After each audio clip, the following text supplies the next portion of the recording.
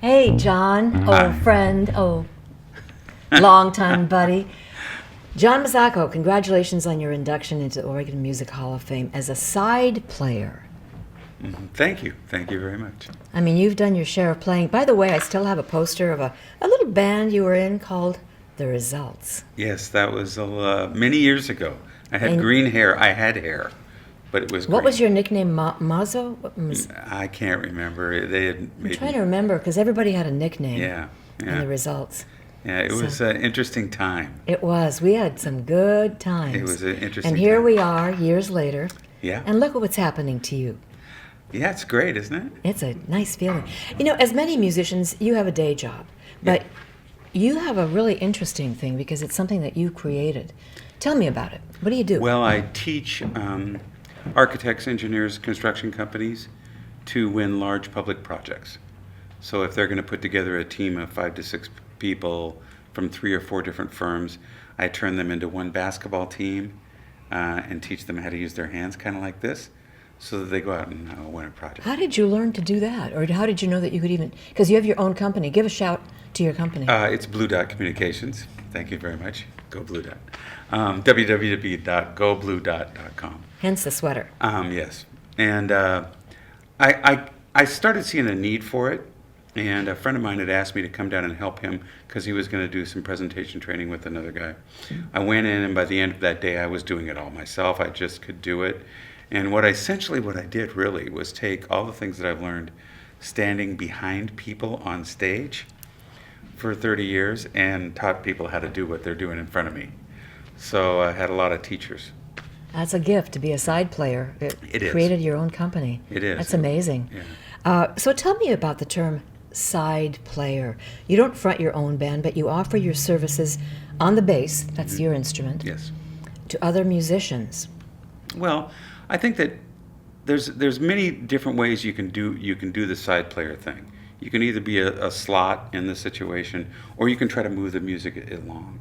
I always tried to be better. I wanted to be a better bass player. So I wanted to be not only the bass player through the first chorus of the solo, but a better bass player through the second chorus of the solo and the third chorus of the solo.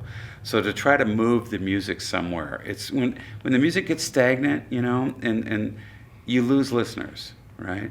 But as a bassist, it's really our job to support the people that are soloing. And if they want to go to that next level, you got to take them there. You have to get underneath them. Now that could mean playing a lot more notes, or it could mean playing a lot less notes. So it just kind of depends on what situation you're in. What are the thrills of being a side player, and what are the challenges? Thrills?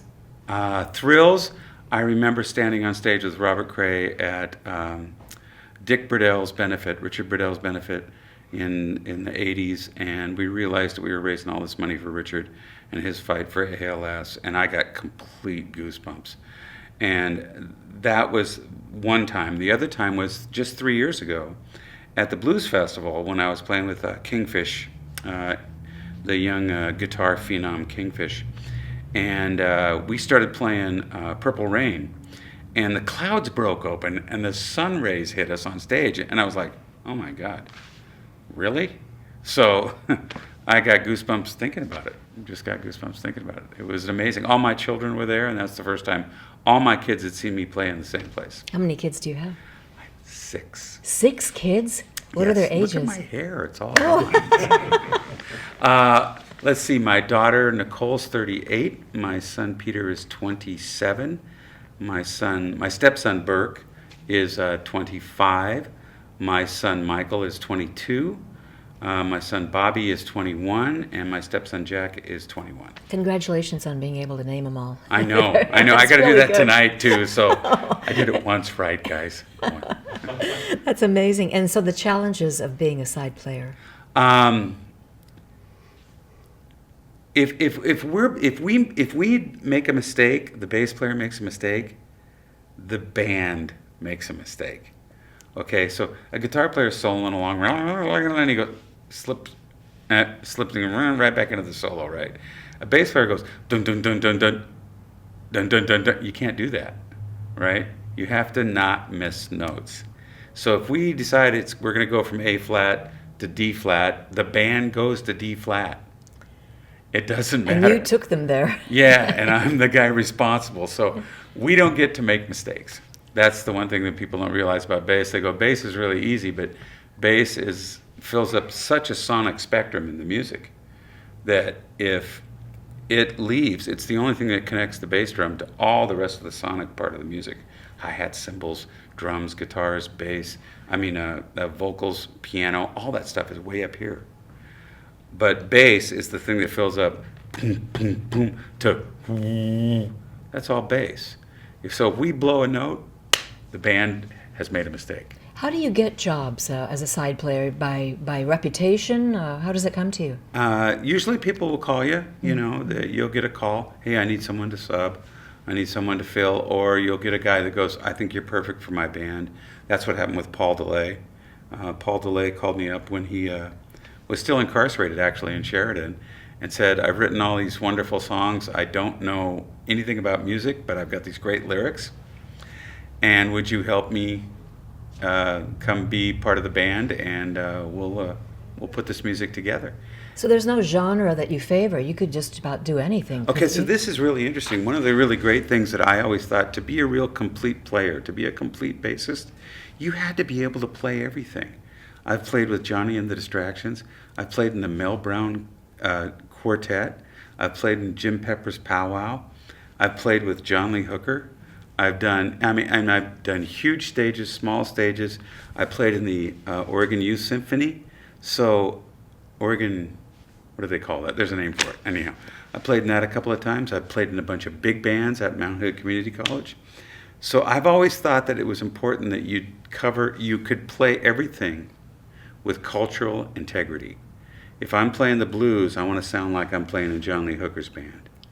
If I'm playing rock and roll, I want to sound like Led Zeppelin. If I'm playing jazz, I want to try as hard as I can to sound like Eddie Gomez. I won't, but I'm trying. That's the hardest music there is, and that's the challenge. What a wonderful way to challenge yourself each and every day. Yeah. John, you're very lucky that way. Any new projects you're wanting to plot out that you haven't yet? I have a little jazz septet that I'm working with Ronnie Steen, who's a member here, I believe, of the Hall of Fame, and some young guys and a couple of older guys, the Heavy Sugar Septet, and that actually starts at Mother's. We're starting at Mother's next week downtown. So that's kind of fun, keeps my nose in it, and as a musician, I have to play. This is a calling I can't say no, so I have to do this, because otherwise Katie goes, I think you need to go gig, because it's been like 3 weeks, and I can tell. So, well, John Mazzocco, you as my friend, a really long-time friend, and you as a wonderful side player, congratulations on your induction. How does it make you feel? Surprised or welcoming? I'm full of gratitude.